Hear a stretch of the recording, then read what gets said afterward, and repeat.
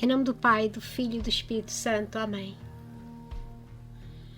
José na apresentação de Jesus ao templo. Tendo passado 40 dias do nascimento de Jesus, Maria pôde entender seu desejo em ser apresentado no templo, conforme as prescrições da lei de Moisés. Na noite anterior, o anjo já havia também falado a José da vontade do Altíssimo em termos daquela apresentação, como de hábito, e que Jesus fosse então resgatado através da costumeira soma em dinheiro, e que José e Maria deveriam se encarregar da apresentação. Acordando, o santo revelou a Maria as instruções que havia recebido. Assim, eles tiveram por bem deixar Belém e ir para Jerusalém, para o cumprimento da tarefa.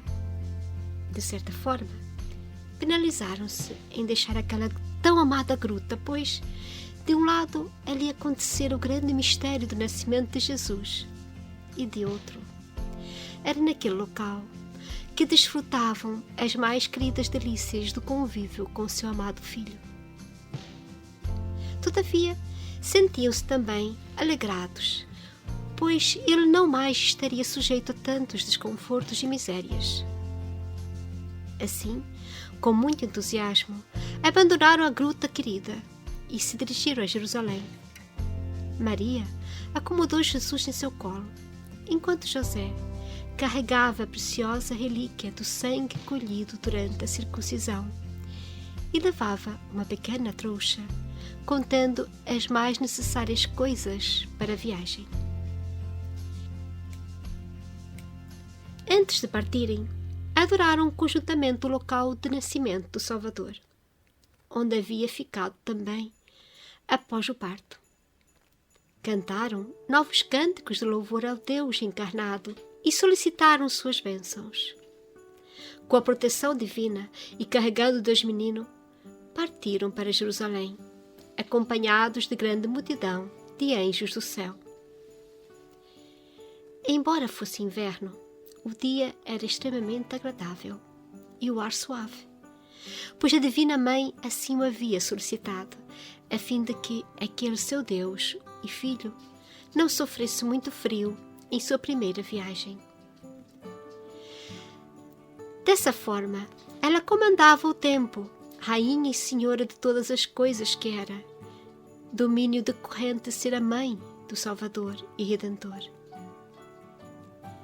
As condições climáticas agradaram muito José, pois atendiam também aos seus desejos de não serem demasiadamente severas para o menino, embora bastante rígidas.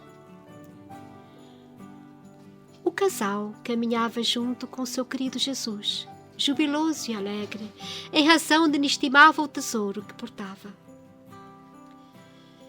Nenhum dos dois sentia qualquer cansaço ou tédio durante o percurso que faziam, mas grande alegria, tendo sido espectadores de vários prodígios que o Senhor promoveu através de suas criaturas, como sejam plantas e animais. Por exemplo, árvores se inclinavam em reverência ao seu Criador, e delas saíam bandos de aves, cantando harmoniosamente em louvor a Ele.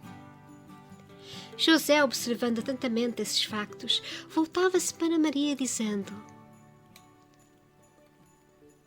Observa, Maria, como até mesmo os seres inanimados e os animais irracionais se inclinam e homenageiam o seu Criador.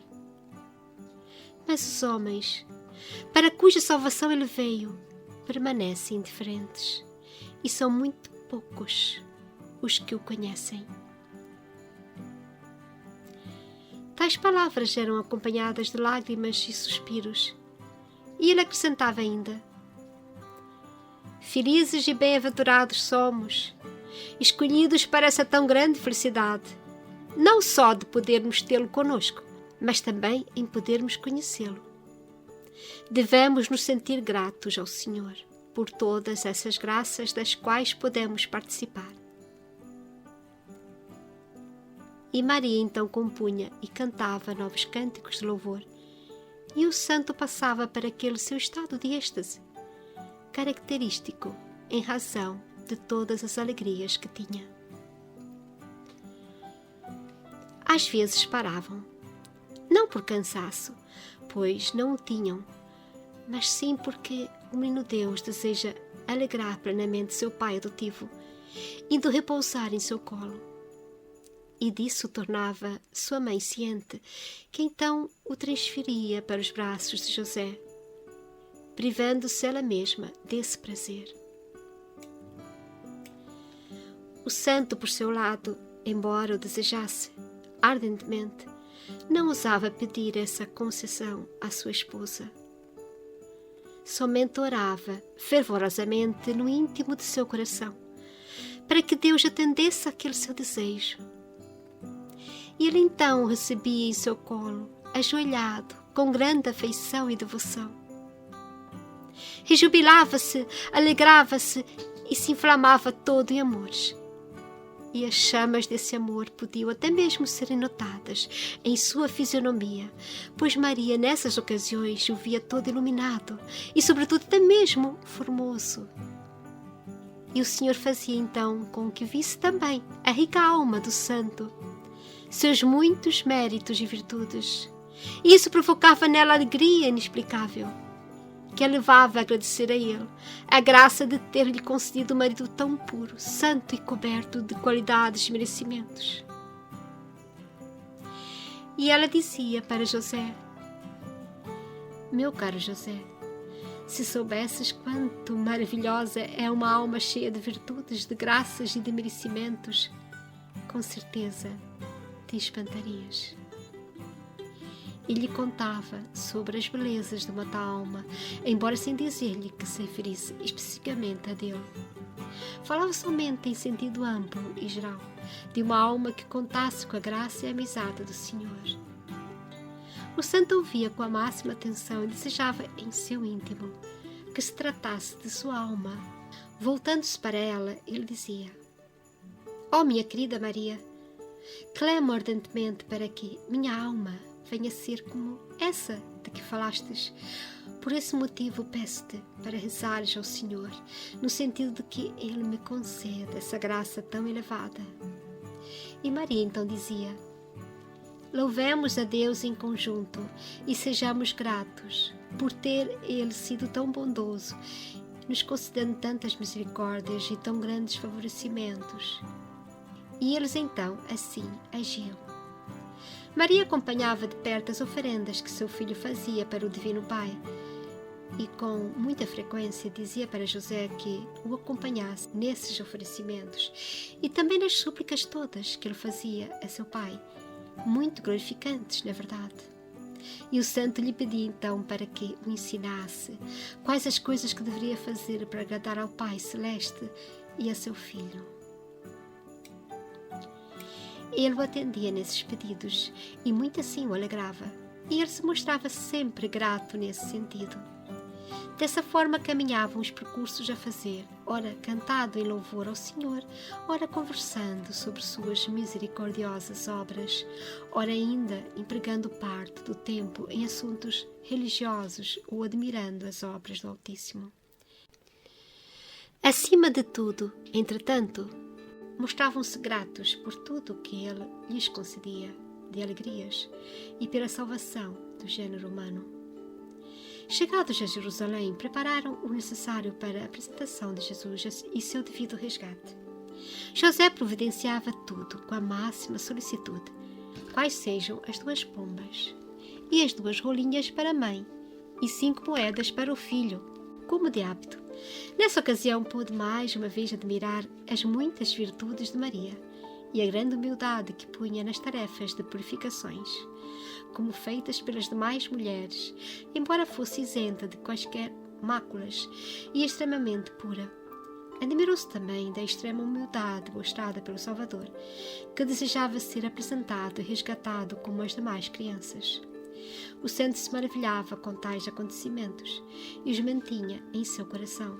Meditava também sobre sua vida e recordava as ações praticadas pelo Salvador e por sua mãe, tanto no presente quanto no passado. Foram então para o templo, junto com o menino Jesus, e lá entrando, foram imediatamente recebidos com grande amor e carinho pelo já encanecido Simão e também por Ana, agora profetiza, pois ambos, sob a inspiração do Espírito Santo, haviam se dirigido ao templo a fim de poderem ver cumprida a promessa de que veriam o Redentor antes de suas mortes.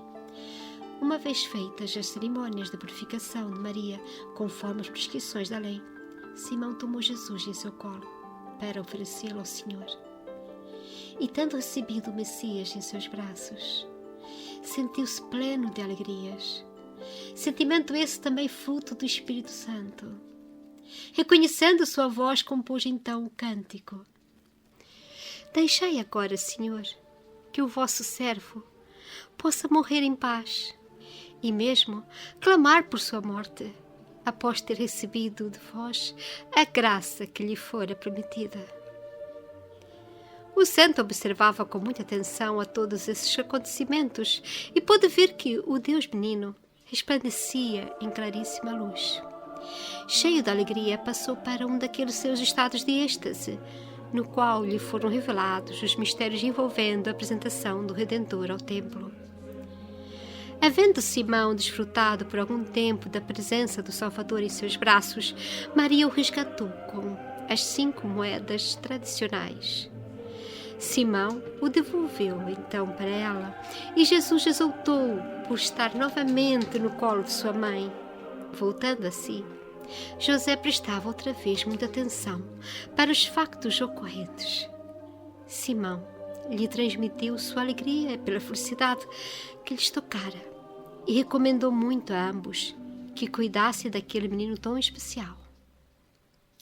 Em meio a toda essa alegria, ele, voltando-se para Maria, lhe disse que seu filho seria a destruição e a salvação de muitos, e também que muitos se operariam a ele, e que sua alma seria transpassada pela espada da dor e do sofrimento. José se sentiu profundamente ferido por aquelas palavras de Simão, pois pôde intuir algo de mal do que ele dissera. Por mais que tentasse mostrar estar bem, ficou extremamente abatido e chorou amargamente. E desse instante em diante teve sempre essa contínua aflição, além de intensa dor. Entretanto, mais abalada ainda se viu Maria, pois entendia claramente o significado daquela afirmação de Simão. E essa dor jamais deixou seu coração. Ana também lhe falou, profetizando a paixão e morte de seu tão querido filho. Para a grande felicidade de José, ele não entendeu claramente aquelas mensagens todas. Tivesse sabido de seus significados, teria certamente morrido de dor. Mesmo assim, encontrava-se de tal forma angustiado com aquele estranho sentimento que tinha, que foi mesmo necessária a graça do Senhor para que ele se mantivesse em aparentes condições de suportar aquela tão difícil situação. Maria, de tudo já ciente, teve por força que enfrentar sua imensa dor. Embora de tudo soubesse, era extremamente dolorido ouvir de alguém aquelas frases tão candentes e tão reais. Mesmo assim, procurou manter-se inalterada e ainda mostrou forças para consolar o aflitíssimo José. O santo se encontrava muito ansioso em poder falar-lhe particularmente, para que pudesse confirmar o que havia ouvido e entendido. Mas eles permaneceram ainda por algum tempo mais no templo. Maria, tendo Jesus apertado entre seus braços, realizando atos de amor, gratidão, compaixão e agradecimentos, características da extraordinária mãe que era. Seu querido filho não deixou de confortá-la, e ela então lhe pedia para que fizesse o mesmo com seu muito aflito marido, no que foi plenamente atendida pelo Deus menino. Em nome do Pai, do Filho e do Espírito Santo. Amém.